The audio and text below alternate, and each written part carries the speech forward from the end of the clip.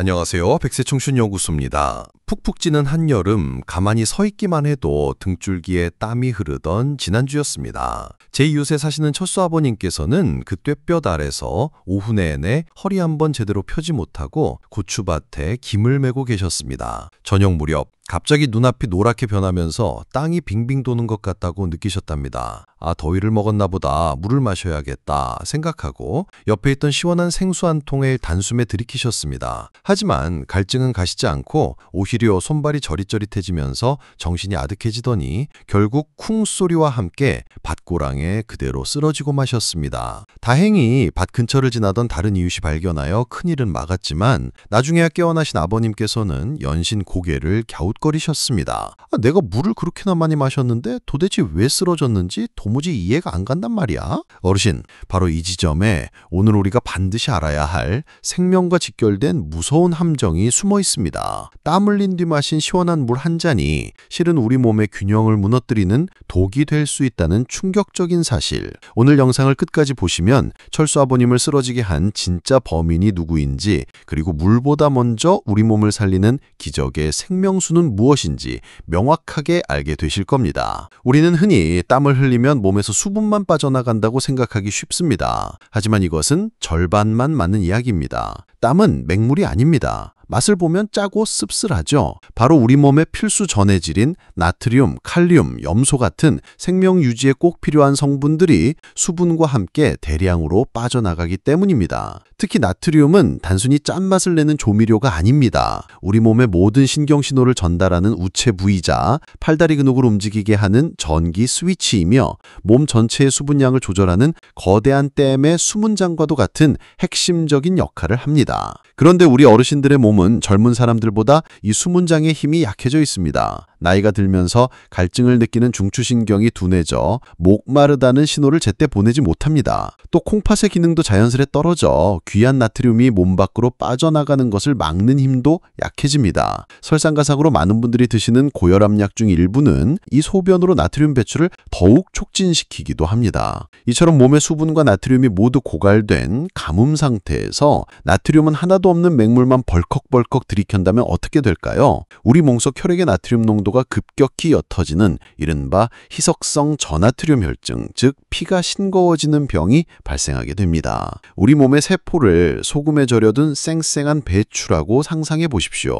적절한 소금기가 있어야 세포가 탄탄하게 제 모양을 유지하며 활동할 수 있습니다. 그런데 갑자기 맹물 속에 이 배추를 던져 넣으면 어떻게 될까요? 삼투압 현상 때문에 배추에 숨이 죽고 흐물흐물해지는 것처럼 우리 몸의 세포 안으로 물이 비정상적으로 쏠려 들어가 퉁퉁 불어 터지게 됩니다. 이 현상이 우리 몸의 총사령부인 뇌에서 발생하면 정말 큰일이 납니다. 단단한 두개골 안에 갇힌 뇌세포가 부어오르면서 머리가 깨질 듯 아프고 속이 메스꺼워서 구토를 하기도 합니다. 상태가 심각해지면 몸의 균형을 잃고 비틀거리거나 말이 어눌해지고 심지어는 의식을 잃거나 생명을 위협하는 경련까지 일으키게 되는 것입니다. 철수 아버님을 쓰러지게 한 범인은 바로 이 저나트륨 혈증이었던 셈입니다. 여기서 많은 분들이 잘못 알고 계신 상식이 있습니다. 갈증이 날 땐 이온 음료가 최고 아닌가? 물론 맹물보다는 낫습니다. 하지만 시중에서 파는 대부분의 이온 음료는 운동 후 상쾌함을 주기 위해 당분 함량이 지나치게 높고 정작 응급 상황에 필요한 나트륨 함량은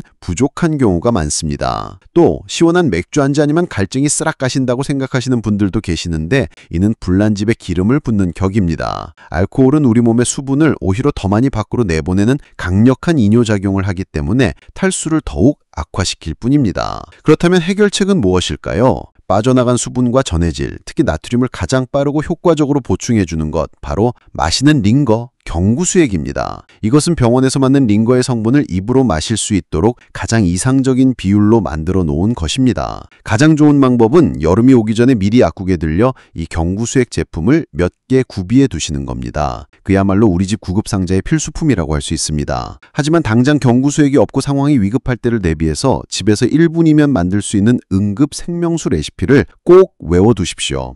아주 간단합니다. 깨끗한 물 1리터를 준비합니다. 여기에 설탕을 설탕을 우리가 쓰는 밥숟가락으로 평평하게 깎아서 6숟갈을 넣어주고 소금은 작은 차 숟가락으로 반 스푼만 넣어주면, 그리고 소금과 설탕이 완전히 녹을 때까지 잘 저어주거나 흔들어주면 이것이 바로 세계보건기구가 수많은 생명을 살려낸 기적의 영액과 가장 가까운 형태가 됩니다. 여기서 설탕의 역할이 정말 중요합니다. 설탕의 포도당 성분은 소장에서 나트륨과 함께 흡수되면서 물 분자를 자석처럼 끌어당겨 세포 속으로 밀어 넣어주는 특급 펌프 역할을 합니다. 그래서 맹물만 마실 때와는 비교할 수 없을 정도로 빠르고 효율적으로 온몸에 수분을 공급해 줄 수 있는 것입니다. 이렇게 만든 경구수액은 약을 드신다고 생각하고 한 번에 벌컥벌컥 마시는 것이 아니라 10분에서 15분 간격으로 한두 모금씩 우리 몸의 체온과 비슷한 미지근한 온도로 천천히 섭취하는 것이 가장 효과적입니다. 특히 혼자 사시는 어르신, 고혈압이나 당뇨 같은 만성질환을 앓고 계신 분, 텃밭이나 외외에서 오랜 시간 일을 하시는 분들은 더욱 각별한 주의가 필요합니다. 이런 분들은 갈증이 느껴지기 전에, 즉 일을 시작하기 전이나 외출하기 전에 미리 경구수액을 한 컵 정도 마셔두는 것이 최고의 예방책이 될 수 있습니다. 이제부터는 목마르면 물이라는 공식을 머릿속에서 지워주십시오. 대신 땀을 많이 흘렸을 때는 경구수액이라는 새로운 공식을 꼭 기억해 주시기 바랍니다. 오늘 알려드린 이 레시피를 종이에 크게 써서 냉장고문에 붙여두십시오. 올여름 나와 내 소중한 가족을 지켜줄 든든한 생명의 파수꾼이 되어줄 겁니다. 스스로의 몸 상태를 현명하게 알고 대처하는 지혜, 이것이 바로 진정한 백세 청춘의 첫걸음입니다. 지금까지 백세 청춘 연구소였습니다. 감사합니다.